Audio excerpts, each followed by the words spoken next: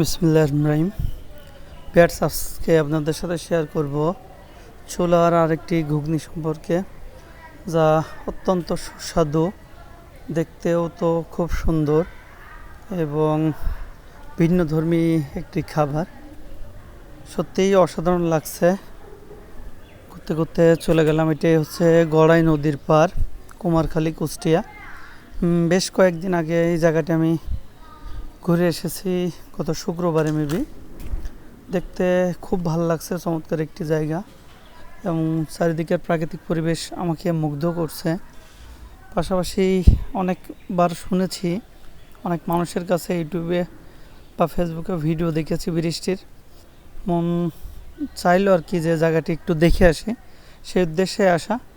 তো আসার পরে দেখলাম যে প্রচুর মেঘাচ্ছন্ন ভাব, একটু বৃষ্টির মধ্যেও ভিজে গেছি। আর এখন মেঘাচ্ছন্ন অবস্থায় এই ছাতার নিচে আশ্রয় নিলাম। তো কোনো কিছু না খেয়ে দেখলে তো ছাতার নিচেই বসে থাকা যায় না, যেহেতু একটা লোকের একটা জায়গায় আমি আশ্রয় নিচ্ছি। আর ফাস্টফুড খেতে আমি বরাবরই পছন্দ করি, সেই আলোকে আর কি ফাস্টফুড দিতে বললাম। তো আপনাদেরকে এই ছোলার ঘুগনি দামটা আপনাদেরকে একটু জানিয়ে দিই। সেটা হচ্ছে আমরা 30 টাকা প্যাকেজ নিয়েছি, এটা 50 টাকারও আছে। তো সুন্দর পরিবেশনা এবং নিরিবিলি পরিবেশ। বৃষ্টির কারণে দর্শনার্থী খুব কম আসছে এখানে, প্রচুর লোকজন হয়। আশেপাশে আর কি রেস্টুরেন্টও তৈরি হয়েছে।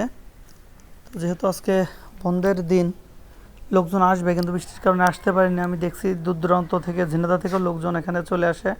এবং 1 বছর মতন হয়েছে এই কিবরিয়া সেতু আর কি বলে, কুমারখালী খোরাই নদীর উপরে যে অবস্থিত সেতুটি দেখতে পাচ্ছেন, যে একটু পর্যটন কেন্দ্র মতনই হয়ে গেছে জায়গাটা। তো আপনারা চাইলে ঘুরে যেতে পারেন।